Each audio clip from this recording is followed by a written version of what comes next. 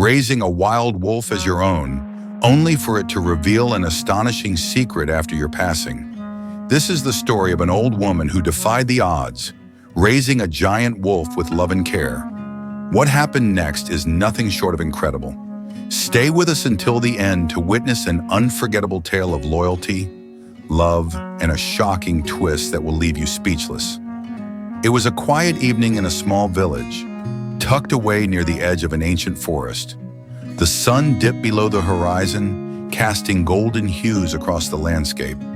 An elderly woman named Margaret made her way down a familiar path, her cane tapping softly against the ground. She had always loved this time of day, the way the world seemed to settle, the way the wind carried whispers through the trees. As she neared the forest's edge, a faint whimper caught her attention. It was barely audible, almost lost in the rustling of leaves. She paused, listening intently. The sound came again, weak and desperate. Her heart tightened as she followed the noise, pushing through the undergrowth until she found the source. A tiny, shivering wolf pup, no older than a few weeks. The little creature lay curled in the dirt, its fur matted in its body frail. It was alone. No mother in sight, no siblings, just the pup in the vast emptiness of the wilderness. Margaret knelt down slowly, careful not to startle it. Her hands, aged but gentle, reached out. The pup flinched at first, but it was too weak to resist. She could feel its ribs beneath its thin coat, its body trembling with exhaustion. "You poor thing," she murmured, scooping it into her arms. The pup barely stirred, too weak to protest. Margaret knew the risks. A wolf was not a dog. Raising a wild animal was unheard of, even dangerous. But as she held the fragile creature against her chest, she felt a warmth spread through her, a quiet understanding that this little life was now in her hands. Back at her cottage, she wrapped the pup in an old blanket, setting it beside the fireplace. She warmed milk and fed it with a dropper, her patience unwavering. Nights passed with little sleep as she nursed it back to health, stroking its fur and whispering soothing words. She decided to call him Shadow, for the way his dark fur blended into the night. Days turned into weeks, and Shadow grew stronger. His once feeble whimpers became playful yips. His tiny legs gained strength, and soon he followed Margaret wherever she went. He was unlike any ordinary pet. His instincts were sharp, his senses keen. Yet with her, he was gentle. The villagers noticed the unusual companionship and shook their heads. "That's a wild animal, Margaret," they warned. "One day, it'll turn on you." But Margaret only smiled.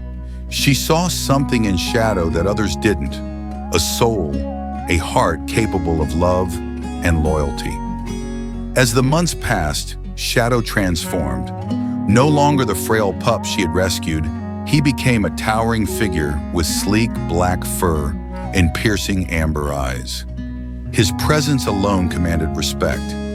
Yet with Margaret, he was still the same affectionate creature, resting his massive head on her lap as she hummed old tunes. Despite his size, he never left her side. When she walked through the village, he followed, his silent presence enough to deter any trouble. At night, he lay by her doorstep, his ears twitching at every sound. Then the rumors began. Hunters spoke of a mysterious wolf lurking in the woods, larger than any they had seen. Livestock thieves who had once plagued the village found their plans mysteriously thwarted, their tracks leading nowhere but deep into the forest. Some swore they heard low growls in the night, warning them to stay away. But Margaret knew the truth. Shadow wasn't a threat, he was a guardian. Still, she also knew that nature had its way of calling things back. He was a wolf, after all. Would there come a day when he would leave? Would he disappear into the wilderness where he truly belonged?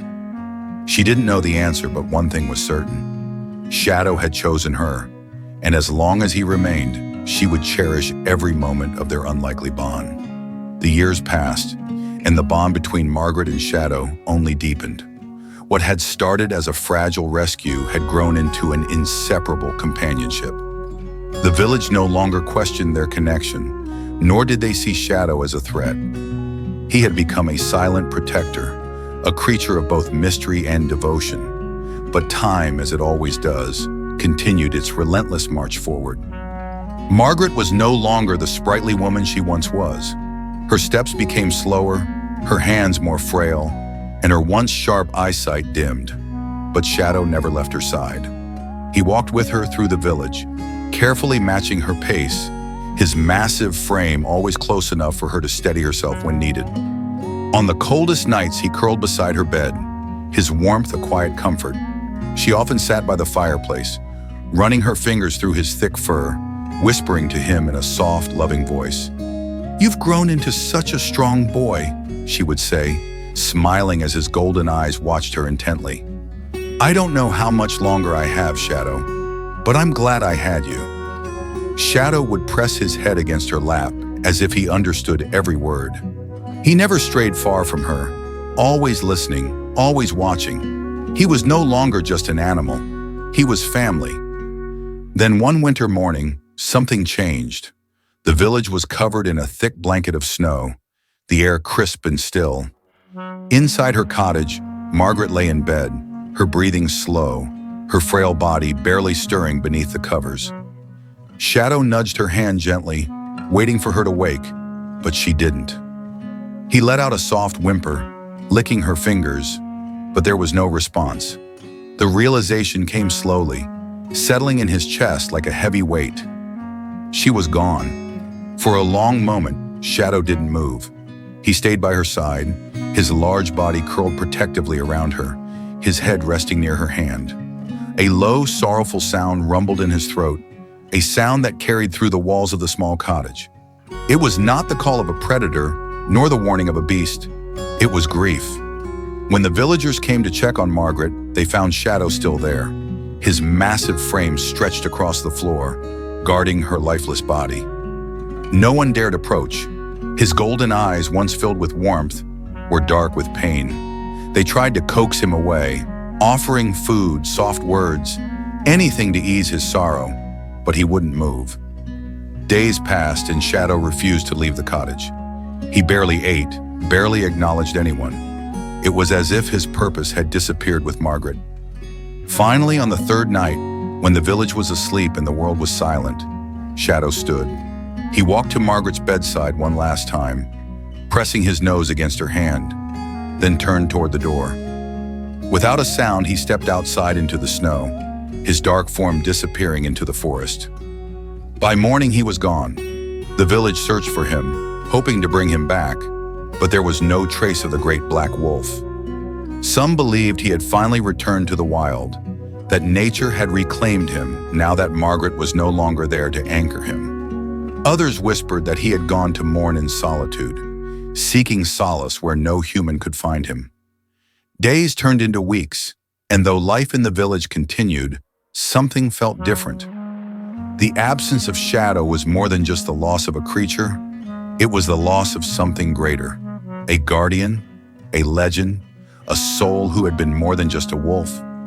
Margaret had always said that love was not bound by words, nor by species.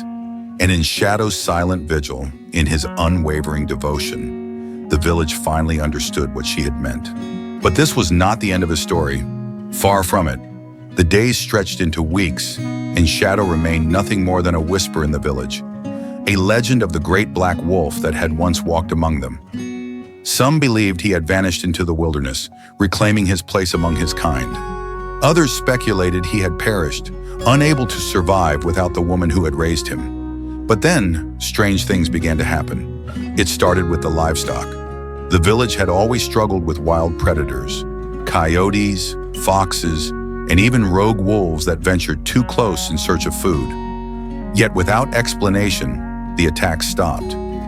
Farmers who had once woken to missing chickens and slaughtered sheep found their animals untouched, as if something unseen had warded off the dangers of the wild. Then there were the travelers. The road that cut through the dense forest had long been considered treacherous after nightfall. Those who walked it alone often spoke of eerie sensations, of feeling watched from the darkness beyond the trees. But now there were new stories. Wanderers who had lost their way spoke of a shadow moving silently beside them, guiding them back to safety before disappearing into the night. A young boy, no older than 10, claimed he had fallen behind while gathering wood and had been surrounded by a pack of snarling coyotes. Just when he thought he was done for, a massive black figure emerged from the trees, sending the smaller predators scattering. The boy had barely caught a glimpse before the figure disappeared, but he was certain of what he had seen. "It was Shadow," he whispered to his parents that night. "He saved me."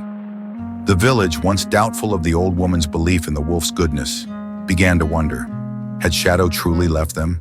Or was he still watching, still protecting?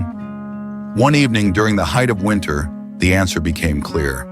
A violent snowstorm had swept through the region, blanketing everything in an unforgiving layer of ice and wind. A traveler, a merchant passing through the village, had foolishly attempted to press forward despite warnings. When he failed to return, the villagers feared the worst. A search party was assembled, but with visibility so low and the cold biting through even the thickest of furs, hope was thin. It was then that one of the men spotted something unusual near the forest edge. Large, deep tracks imprinted in the snow, leading into the trees. They weren't human. They were the unmistakable prints of a wolf, yet far larger than any ordinary one. With nothing left to lose, the group followed. The footprints guided them deeper into the woods, winding through thick underbrush and towering trees until they reached a small clearing. There, huddled against the base of an old oak, was the merchant. His skin was pale, his breath weak, but he was alive. And just beyond him, half hidden in the swirling snow, stood a lone black figure, Shadow. For a moment, the search party stood frozen, staring at the creature that had once been part of their village. The wolf they had assumed was gone forever. He was larger than ever now, his coat thick with the winter cold, his golden eyes glowing against the darkness of the storm. He met their gazes, unwavering, before turning his head toward the unconscious merchant. He had led them here. He had saved the man's life. Before anyone could take a step forward, Shadow moved. With the same silent grace he had always possessed, he turned away and disappeared into the trees, his black form blending seamlessly into the night. The villagers carried the merchant back, their voices hushed, their hearts heavy with something between awe and sorrow. Shadow had never truly left them. He had simply become something more, something beyond a pet, beyond a wild animal. He had become a guardian, a silent protector who roamed the woods, ensuring those within the village remained safe. But there was still one mystery left unsolved, one final act of loyalty that would prove just how deep his bond with Margaret truly ran. And when the truth was revealed, it would leave everyone speechless. The legend of Shadow only grew stronger with time. Though he was rarely seen, the villagers knew he was out there, watching. His presence was felt in the quiet protection of the forest, in the unseen force that kept the dangers of the wild at bay. To some, he was a ghost, a shadow moving through the trees. To others, he was a guardian, a silent force that had not abandoned them. But one mystery remained, one final question that had yet to be answered. Where did he go when he wasn't protecting the village? It was an old man, one of Margaret's dearest friends, who first noticed something strange near her grave. Margaret had been buried in a peaceful spot at the edge of the village, beneath the shade of a towering willow tree. The villagers often visited to pay their respects, leaving small tokens of remembrance, flowers, candles, trinkets she had once cherished. But over time, something peculiar happened. No matter how harsh the weather, no matter how deep the snow or heavy the rain, there were always fresh flowers resting on her grave. The kind she had loved, wild daisies and soft white lilies. At first, people assumed that a kind villager had taken it upon themselves to honor her memory, but no one ever admitted to leaving the flowers. And more curiously, there were never any footprints leading to or from the grave. The old man, curious and unsettled, decided to find the answer himself. One evening, he set up a small camera near the willow tree, hidden well enough that no passerby would notice. Days passed, then weeks. When he finally checked the footage, what he saw left him speechless. It was Shadow. Under the cover of night, the massive black wolf emerged from the forest, moving with silent purpose. In his mouth, he carried a bundle of flowers. He approached Margaret's grave with the same gentleness he had always shown her in life. Carefully, he placed the flowers atop the stone, then lowered himself onto the ground, resting beside it. For hours, he stayed there, his golden eyes reflecting the soft moonlight. He did not sleep, nor did he move. He simply kept watch, as if waiting for something. Perhaps for her voice, her touch, a sign that she was still there. But there was only silence. And when the night neared its end, he stood, took one last look at the grave, and vanished into the trees once more. The villagers were astonished. Even in death, Margaret had not been forgotten. Shadow had not moved on. While he protected the village, he remained loyal to the one who had saved him, to the woman who had shown him love when the world had abandoned him. As the years passed, sightings of Shadow became less frequent. Some believed he had finally answered the call of the wild, that he had returned to the land where he truly belonged. Others insisted he was still out there, a silent protector watching from the shadows. But the old man, the one who had captured the footage, believed something else entirely. One bitter winter morning, he visited Margaret's grave and found something unusual. Beside the latest bundle of flowers lay a single black wolf hair caught in the wind. It was the first and last physical trace of Shadow he had ever found. Perhaps, he thought, Shadow had not left at all. Perhaps, in some way beyond human understanding, he had found his peace at last. The story of Margaret and her wolf became legend, passed down through generations. It was a tale of love, loyalty, and an unbreakable bond that defied nature itself. And though the great black wolf was never seen again, his presence was still felt in the rustling of the trees, in the whispers of the wind, and in the lingering warmth of a love that refused to fade. Love, once given, never truly dies, and neither do the souls who carry it. If this story touched your heart, don't forget to like and share this video.